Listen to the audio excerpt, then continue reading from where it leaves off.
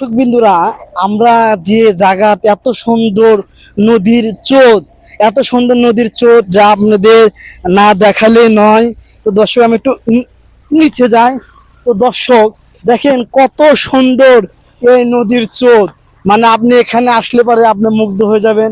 কত সুন্দর এখানে নদীর স্রোত বইতে যায়, দেখতে পাচ্ছেন দর্শক।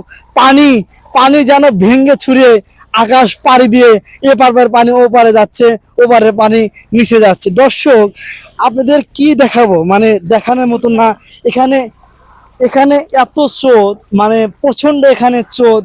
তো এই স্রোত দেখলে এত ভালো লাগবে, এত ভিউ এত সুন্দর। তো যমুনার পানি যেন বেরিয়ে যাচ্ছে। এই যমুনার পানি বেরার থেকেই বন্যা আসে, এবং বন্যা এসে সবকিছু চলে যায়। দর্শক, আপনাদেরকে অনেক কিছুই দেখালাম। তো মেঘার ওপার থেকে শেষ পর্যন্ত। তো বগুড়ার এদিকে ধরো, বগুড়ার নিউজ টিভি থেকে আমি রাসেল খান আজকের মতন প্রত্যাশা করে এখান থেকে বিদায় নিচ্ছি। ভালো থাকবেন, সুস্থ থাকবেন, সুস্থভাবে জীবন যাপন করবেন।